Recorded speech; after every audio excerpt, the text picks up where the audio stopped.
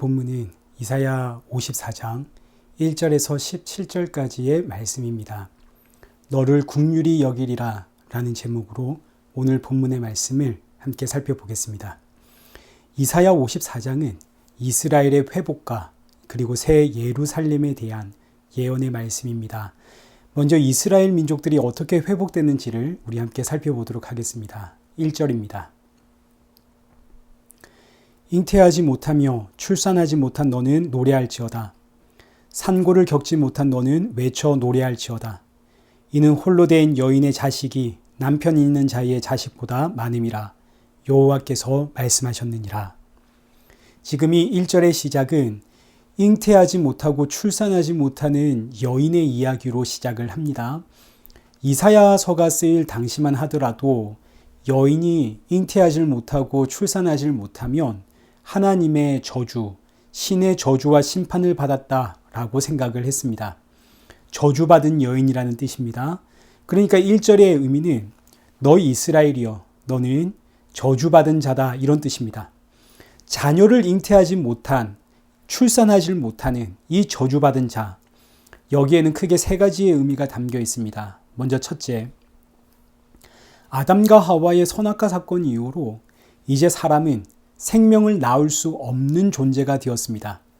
생명의 근원이신 하나님으로부터 끊어지고 쫓겨난 인생이기 때문에 사람은 이제 생명을 낳을 수가 없죠. 사람은 죽음만 낳습니다. 그래서 성경은 선악과 사건 이후의 모든 인생을 자녀를 낳을 수 없는, 출산할 수 없는 여인이다 이렇게 표현을 하는 겁니다. 자, 두 번째, 너는 잉태하지 못하고 출산하지 못하는 여인이다. 이 의미는 이런 뜻입니다. 창세기 12장에 하나님께서 이스라엘의 조상이 되는 아브라함을 부르십니다. 이때 아브라함을 왜 부르셨는지 그 목적이 등장을 하는데 창세기 12장 3절입니다. 너를 축복하는 자에게는 내가 복을 내리고 너를 저주하는 자에게는 내가 저주하리니 땅의 모든 족속이 너로 말미암아 복을 얻을 것이라. 하나님께서 아브라함을 부르신 목적, 땅의 모든 족속이 너로 말미암아 복을 얻을 것이다.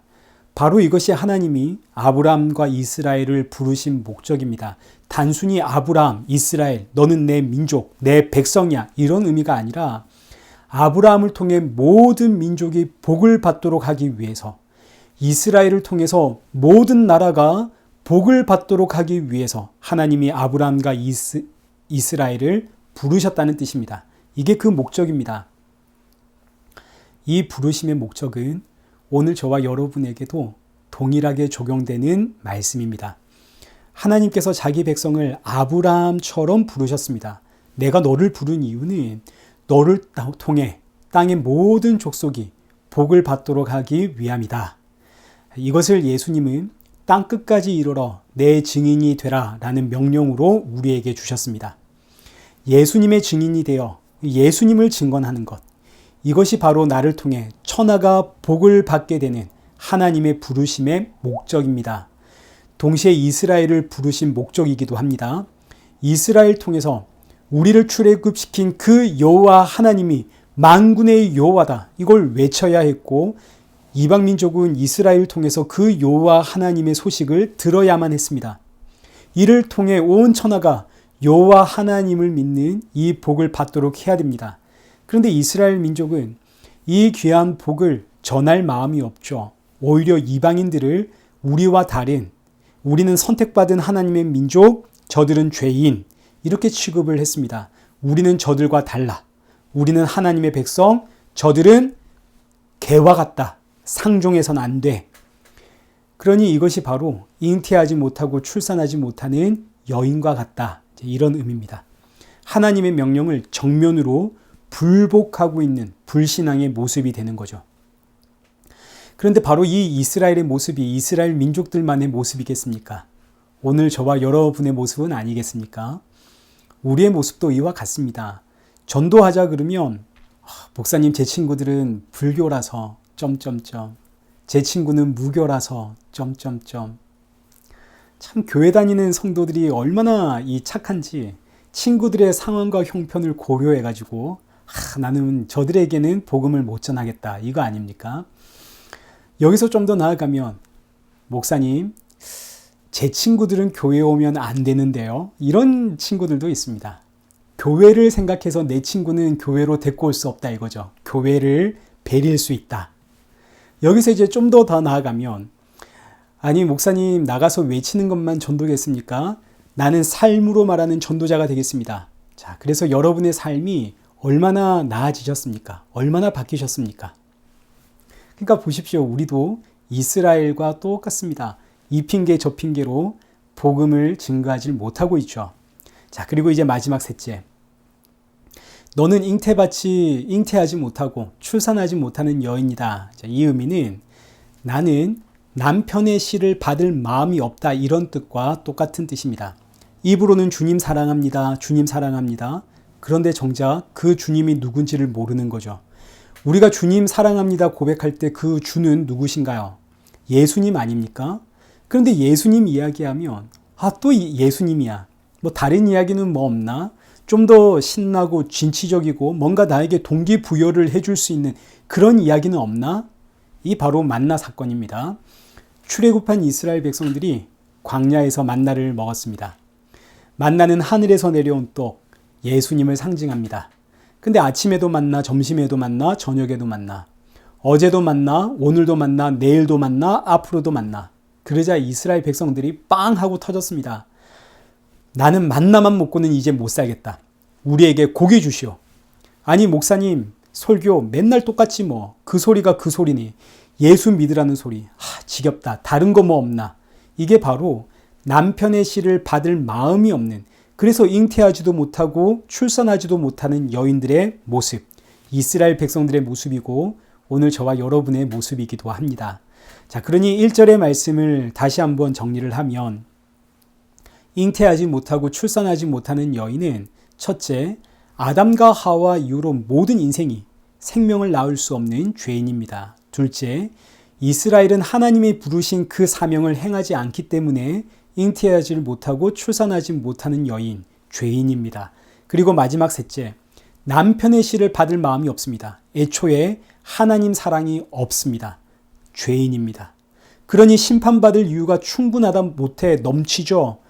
그래서 이스라엘의 역사는 늘 재앙의 역사고 저주와 심판의 역사입니다. 그리고 이제 곧 이스라엘은 바벨론에 망할 겁니다. 그런데 너무너무 놀랍게도 오늘 본문은 너희는 이렇게 심판받을 이유가 넘치는 죄인이지만 그러나 너희는 이제 노래하고 찬양해라. 이게 1절의 핵심입니다. 1절 말씀 다시 보십시오. 잉태하지 못하며 출산하지 못한 너는 노래할지어다. 산고를 겪지 못한 너는 외쳐 노래할지어다. 아니 왜 노래하라 그러나요? 지금 하나님의 그 진노와 저주가 쏟아지고 있는 이 백성들에게 왜 노래하라 그럽니까? 그 이유가 4절 이하의 말씀입니다. 4절 보십시오. 두려워하지 마라. 네가 수치를 당하지 아니하리라. 놀라지 마라. 네가 부끄러움을 보지 아니하리라. 네가 젊었을 때의 수치를 잊겠고 과부 때의 치욕을 다시 기억함이 없으리라. 지금 하나님께서 자기 백성들에게 주시는 위로의 말씀입니다. 너 잉태하지 못한다고, 너 출산하지 못한다고 두려워하지 말고 부끄러워하지도 마라. 이거 달리 표현하면 너 내 앞에서 죄인이라고 두려워하지 마라. 내 앞에서 죄인이라고 너 이제 부끄러워하지 마라. 그 이유는 나는 너의 젊을 때의 수치와 과부 때의 그 치욕을 다 잊었다. 젊을 때의 수치와 과부 때의 치욕이란 젊을 때는 자녀를 낳지를 못했습니다. 수치를 당했죠. 자녀를 낳지 못하는 이유는 내가 남편의 씨를 거부했기 때문에, 내가 남편을 사랑하지 않기 때문입니다. 그래서 과부 때의 치욕, 내가 남편을 사랑하지 않고 자녀를 낳지 않으니 남편이 내게서 떠났다 이거죠. 이게 과부가 된 치욕입니다. 그런데 너무너무 놀랍게도 이렇게 나를 떠나버린 그 남편이 다시 돌아와서 하는 말이 나는 너의 그 수치와 치욕을 기억하지 않겠다. 나는 너의 죄를, 네가 나를 사랑하지 않고 세상 좋아했던 그 모든 모습을 나는 이제 더 이상 기억하지 않겠다. 그리고 다시 찾아왔다 이겁니다. 세상에 여러분 이게 무슨 은혜인가요? 남편이 떠난 여인입니다. 하나님을 떠난 여인입니다. 인생입니다. 우리의 끝은 지옥 심판일 뿐입니다. 이 땅을 살아가고 있는 모든 인생들, 하나님을 떠나 예수님을 모르고 살아갑니다. 그들 입장에서는 딱히 아쉬울 게 없죠. 잘 먹고 잘 살고 있거든요. 내가 원하는 일 하면서 또 내 꿈을 성취해 가면서 내가 하고 싶은 대로 살아가고 있습니다. 아쉬울 게 딱히 없습니다. 그런데 이런 나에게 어느 날 예수님이 찾아오시면, 그래서 내 안에 믿음 넣어주시면 세상에 내가 어떤 존재인지를 그때 비로소 알게 됩니다. 나 하나님이 부르지 않으셨다면 이 세상 전부인 줄 알고 그렇게 살다가 영원한 지옥 심판을 받게 되는 인생이었구나. 나 하나님을 사랑하지 않았고 나 하나님을 알고 싶은 마음 전혀 없었는데 세상에 하나님이 이런 나의 악하고 불신앙의 모습 기억하지 않으시고 나를 찾아와 나에게 믿음 넣어주시고 나를 구원하시는구나. 하나님이 나를 찾아오지 않으면 나는 이 사실 죽는 그 순간까지 모릅니다. 하나님이 찾아오시니 알게 된 사실입니다. 그러니 이 사실을 알게 되면 이 사실이 얼마나 감사한지. 자, 그런데 이때 이렇게 나를 찾아오신 하나님이 누구신가를 보십시오. 5절, 너를 지으시니 내 남편, 그 이름은 만군의 여호와, 내 구속자는 이스라엘의 거룩한 자, 온 땅의 하나님. 나를 찾아오신 분은 내 신랑 되신 하나님은 만군의 여호와요, 거룩한 자요, 온 땅의 하나님이요. 근데 사실 이것보다 더 중요한 이름이 나는 너의 구속자. 구속자라는 이름을 기억하십시오. 나는 너의 구속자다. 이게 핵심입니다. 자, 그리고 이어지는 말씀이 7절과 8절입니다. 내가 잠시 너를 버렸으나 큰 국률로 너를 모을 것이요. 내가 넘치는 진노로 내 얼굴을 내게서 잠시 가렸으나 영원한 자비로 너를 국률이 여기리라. 내 구속자 여호와께서 말씀하셨느니라. 7절과 8절의 말씀을 보시면 놀랍게도 신랑이신 하나님이 내가 너를 잠시 버렸으나, 하나님이 버렸다 그럽니다. 그러나 사실은 누가 버렸나요? 사실은 아내가 신랑을 버렸죠. 이때 아내가 남편 대신 그 신랑, 그 하나님을 버린 이유가 뭔가요? 죄 때문입니다. 죄 때문에 아내는 신랑을 사랑할 수가 없고 죄 때문에 신랑은 아내와 함께 할 수가 없습니다. 그러니 지금 이 죄의 문제가 해결되어야 하는데 놀랍게도 지금 하나님은 내가 너의 죄로 인해 내 얼굴을 너에게서 돌렸지만, 너의 죄로 인해 나는 떠날 수밖에 없었지만, 그러나 이제 내가 큰 긍휼로 너를 다시 불렀다. 내가 너를 다시 찾아왔다. 8절, 내가 영원한 자비로 너를 긍휼히 여기고 다시 너를 불렀다. 그리고 이어지는 말씀이 나는 너의 구속자 여호와다. 이때 나는 너의 구속자 여호와, 구속자라는 의미는 지금 너를 사로잡고 있는 그 죄의 문제, 이제 내가 이거 해결하고 이제 내가 너를 내 품에 사로잡겠다, 이런 뜻입니다. 그래서 구속자입니다. 구속하다. 너를 사로잡는 그 죄 문제 내가 해결하고 이제 내가 너를 사로잡겠다. 내 품에 너를 안겠다. 나는 너의 구속자다. 자, 그러면 하나님은 대체 어떻게 우리의 죄 문제를 해결하셨나요? 앞에 있는 이사야 53장으로 가는 겁니다. 53장 5절, 그가 찔림은 우리의 허물 때문이요 그가 상함은 우리의 죄악 때문이라. 그가 징계를 받음으로 우리는 평화를 누리고 그가 채찍에 맞음으로 우리는 나음을 받았도다. 하나님이 친히 나의 그 죄값을 지심으로 나의 죄 문제를 해결했다는 뜻입니다. 그러니 여러분, 어찌 찬양하지 않을 수 있겠습니까? 본문 1절, 잉태하지 못하며 출산하지 못한 너는 노래할지어다. 산고를 겪지 못한 너는 외쳐 찬양할지어다. 나 같은 죄인을 살리려 내 죄값 지불하고 나를 구속하신 하나님. 나는 하나님을 알지도 못했고 사랑하지도 못했는데, 나는 하나님을 알 수 없는 인생인데 이런 나를 찾아와 나를 구속하신 구속주 하나님, 찬양이 안 나올 수 없죠. 그래서 찬양은 주의 부르심을 받은, 이 구속을 받은 주의 백성들만 할 수 있는 겁니다. 세상은 왜 찬양해야 하는지, 왜 감사해야 하는지 아무리 알려줘도 이해할 수가 없는 거죠. 왜 찬양해야 되는지, 왜 감사해야 되는지 모르는 겁니다. 오직 주의 백성만 감사할 수 있고 찬양할 수 있고 얼마나 감사한지. 그리고 이어지는 9절과 10절, 하나님의 약속의 말씀입니다. 이는 내게 노아의 홍수와 같도다. 내가 다시는 노아의 홍수로 땅 위에 범람하지 못하게 하리라 맹세한 것 같이 내가 내게 노하지 아니하며 너를 책망하지 아니하기로 맹세하였노니 산들이 떠나며 언덕들이 옮겨질지라도 나의 자비는 내게서 떠나지 아니하며 나의 화평의 언약은 흔들리지 아니하리라. 너를 긍휼히 여기시는 여호와께서 말씀하셨느니라. 자, 지금 이 말씀은 하나님께서 나의 구속자가 되시겠다는, 나의 죄 문제 해결하고 내가 너를 구원하겠다는 이 약속은 마치 노아의 홍수 때 주셨던 무지개와 같은 약속이다, 이런 뜻입니다. 노아의 홍수 이후로 하나님께서 내가 다시는 이 세상을 물로 심판하지 않겠다. 그리고 무지개의 언약을 주었습니다. 이 무지개의 언약, 하나님의 이 언약은 그때로부터 수천 년이 지난 오늘날까지도 여전히 동일하게 지켜지고 있는 것처럼 무지개 언약은 하나님의 영원한 약속을 상징하는데, 이 약속처럼 산들과 언덕은 그 지형이 변할지언정 나의 약속은 영원하다. 이 무지개의 언약이 영원한 것처럼 내가 너를 구원하는 것, 내가 너의 죄 문제 해결하는 것, 이건 정말 절대 변하지 않는 영원한 나의 언약, 약속이다. 그래서 4절에 그러니 너는 두려워하지 마라. 그러니 너는 부끄러워하지 마라. 내가 너를 구원한다. 놀라운 이야기 아닙니까? 대체 우리가 뭐라고 이런 무조건적인 약속, 하나님이 우리에게 일방적으로 주신 약속들입니다. 그리고 나서 이제 이어지는 말씀이 이렇게 구원받은 성도는 어디로 가는가? 새하늘과 새 땅, 새 예루살렘에 대한 이야기입니다. 11절부터 17절까지 새 예루살렘으로 표현되는 그 하나님의 나라를 설명하고 있는데, 이 나라는 금은 보석으로 쌓인 나라입니다. 11절과 12절 보십시오. 너 공고하며 광풍에 요동하여 안위를 받지 못한 자여, 보라, 내가 화려한 채색으로 내 돌 사이에 더하며 청옥으로 내 기초를 쌓으며 홍보석으로 내 성벽을 지으며 석류석으로 내 성문을 만들고 내 지경을 다 보석으로 꾸밀 것이며, 천국은 금은 보석으로 지어진 나라입니다. 이 의미는 이 땅에서의 보물은 천국에선 아무런 가치가 없다는 뜻입니다. 금은 보석 너무너무 귀한 겁니다, 이 땅에서는. 그러나 천국 가면 그거 아무런 가치가 없습니다. 집 짓는 데 쓰이는 돌멩이와 같습니다.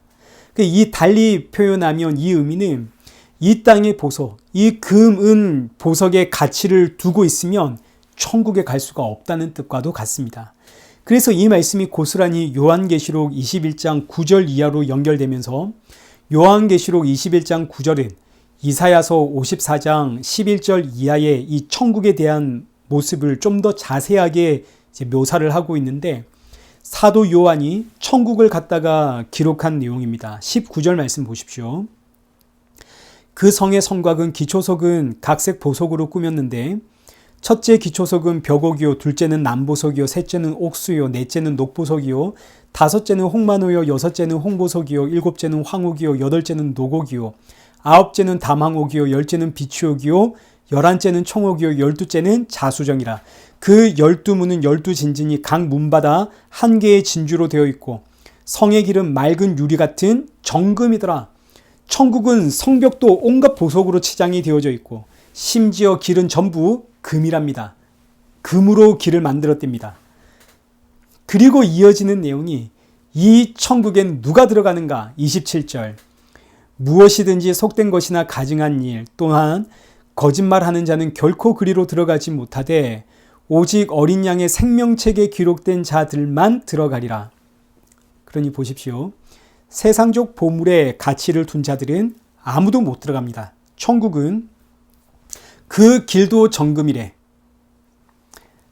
여기에 가치를 두고 눈이 반짝반짝거리면서, 야, 천국 가면 길도 정금이고 이 벽들도 전부 보석이고, 이런 데 관심을 두고 가치를 두는 자들은 천국에 못 간다는 이야기입니다. 그럼 누가 천국에 들어가나요? 오직 어린 양의 생명책에 기록된 자만 들어갑니다. 이거 달리 표현하면 오직 예수님만을 나의 유일한 삶의 가치로 둔 자, 예수님만 의지하며 사는 자, 그가 천국에 들어간다는 이야기입니다. 이 이야기가 오늘 본문 이사야 54장 17절 하반절에 새 예루살렘, 그 하나님의 나라에 들어가는 자는 이는 그들이 내게서 얻은 공의니라. 하나님으로부터 공의를 받은 자만 천국에 들어간다 이거죠. 그럼 그 하나님의 공의는 뭔가요? 그 하나님의 공의란 율법 외에 나타난 하나님의 한 의를 뜻하는 것으로 바로 십자가에 죽으시고 부활하신 예수 그리스도를 뜻하는 겁니다. 예수님을 받은 자만 천국에 들어간다는 뜻이죠. 그러니 오늘 이 말씀이 우리에게 얼마나 감사한지. 여러분, 우리는 이 땅에 금은 보석의 가치를 두고 살아가는 인생입니다. 돈의 가치를 두고 살아가지 않습니까? 나 잘났음이라는 그 가치에 우리는 목숨을 겁니다. 자존심 때문에 울고 웃는 게 우리의 인생 아닙니까? 그러니 우리는 천국 들어갈 수 있나요, 없나요? 없죠. 그런데 이런 우리의 인생을 하나님이 찾아오셔서 하나님의 그 공이 예수 그리스도를 내 안에 넣어주셨기에 세상에 그 예수님 때문에 우리는 어디에 가나요? 천국에 들어가는 거죠. 이런 기가 막힌 은혜가 어디에 있단 말입니까? 어떻게 찬양을 안 할 수 있겠습니까?